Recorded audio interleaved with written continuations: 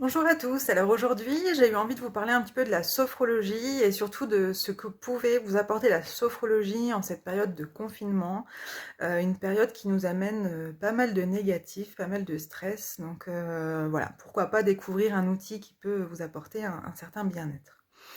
Alors quand je suis les personnes habituellement, j'ai l'habitude d'utiliser cette image de vase communicant à l'intérieur de nous-mêmes.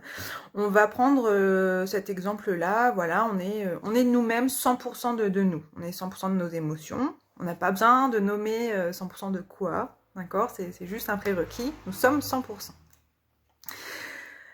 On va prendre l'exemple d'une personne qui est plutôt optimiste, qui a l'habitude de voir plutôt le verre à moitié plein. Les personnes qui n'ont pas forcément beaucoup de galères ou qui, du moins, savent les gérer émotionnellement parlant. Des personnes qui ont des besoins finalement qui sont plutôt comblés. On va pouvoir imaginer que ces personnes-là, elles ont en elles voilà, 80-90% de positif. Et du coup, il ne reste que 10-20% maximum de place pour le négatif. A contrario, quelqu'un qui a beaucoup de pensées négatives, de pensées parasites, quelqu'un qui rumine beaucoup, quelqu'un qui a l'habitude d'avoir un petit peu des scénarios catastrophes qui se mettent en place un petit peu malgré lui dans le fil de ses pensées. Alors, sans jugement, hein, les choses sont comme elles sont. Voilà, c'est les personnes qui, par exemple, je vous donne un exemple que ce soit plus concret, qui attendent un coup de fil de quelqu'un, ce coup de fil tarde ou ne vient pas, et donc là, voilà, on s'imagine déjà le pire. Ça arrive voilà, chez certaines personnes. Des personnes qui ont simplement des galères dans la vie, voilà, une accumulation de galères, que ce soit au travail, que ce soit à la maison, que ce soit des problèmes financiers. Et ben forcément, ces gens-là, elles vont peut-être avoir plutôt en elles 40, 50, 60% de négatifs, et du coup, ne reste la place au positif qu'à hauteur de 40, 50 ou 60%. Mais en tout cas, bien moins que chez quelqu'un qui serait plus optimiste. Avec cette période de confinement, ce qui se passe, c'est que on a tout un tas de choses en fait qui vient ajouter encore plus de négatifs qu'habituellement. Qu'est-ce qu'on a? On peut avoir la peur du virus, j'ai envie de dire tout simplement. On a tout le stress, toutes les angoisses qui sont induites par ce qu'on entend dans les médias, qui est hyper anxiogène. On subit tous un petit peu le manque de nos proches. Ça, pour le coup, ça nous amène du négatif et ça nous provoque un déficit de positif. Habituellement, quand on voit nos proches, quand on voit les gens qu'on aime, ça nous permet de voilà, d'ajouter du positif dans nos journées, dans notre balance. Là, on a un déficit. Et pire, il nous manque. Donc voilà, ça amène du négatif. Ça peut être des craintes financières. Si on a une baisse de salaire, par exemple. Ça peut être des conflits qui se réveillent à la maison avec le conjoint, avec les enfants, etc.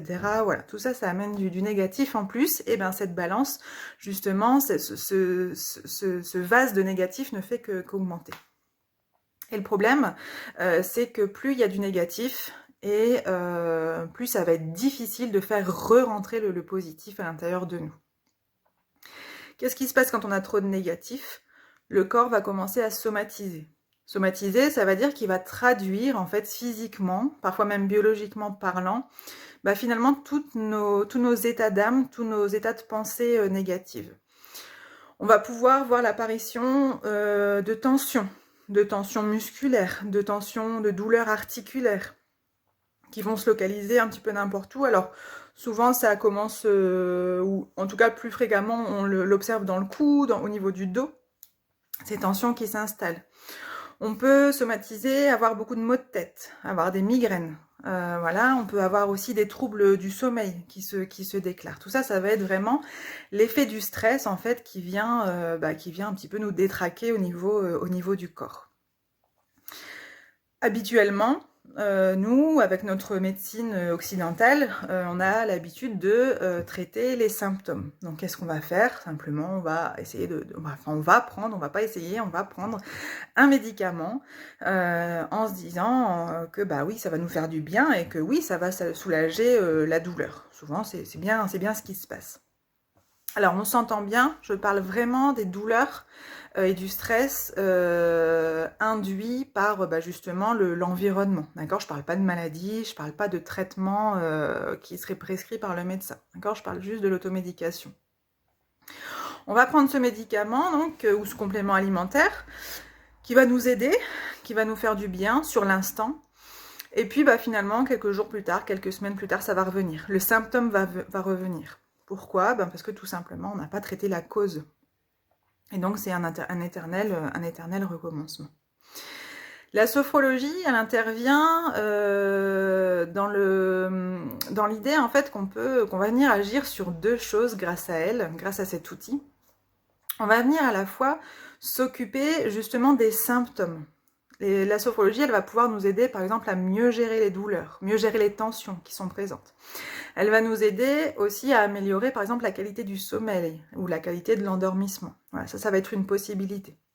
Et surtout, la sophrologie, elle va venir traiter la cause, d'accord? Donc elle va venir vraiment en amont finalement des symptômes. On va venir essayer de chasser au maximum tout ce négatif, toutes ces émotions négatives, tout ce qui nous induit le stress. Et de ramener du calme, ramener de la sérénité, ramener voilà, un peu de douceur en nous finalement, dans notre tête et dans notre esprit et dans notre corps. Donc voilà, c'est pour ça que la sophrologie, ça va être un outil intéressant finalement ici pendant cette période de confinement où on a un petit peu toutes nos habitudes qui sont chamboulées.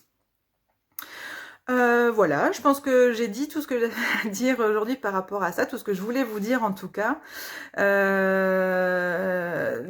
but final, c'est du coup d'augmenter cette part, pour juste revenir à l'image du début de ce vase communicant de positif et de négatif, ça va être de vider le négatif, ramener du positif et vraiment pouvoir voilà, mettre en lumière la part lumineuse que chacun de nous a en lui et venir éteindre un petit peu plus cette part d'ombre.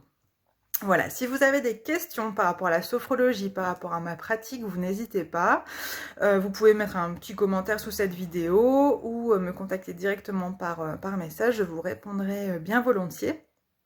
Sachez que moi-même, en tant que sophrologue certifiée, j'ai dû arrêter les consultations avec le confinement, mais j'ai mis en place la téléconsultation, que j'ai d'abord testé sur moi, puisque c'est quelque chose que je ne faisais pas, et depuis que j'ai mis en pratique et qui marche très bien. Donc voilà, n'hésitez pas si vous voulez plus d'informations. Voilà, je vous souhaite une belle journée et je vous dis à bientôt.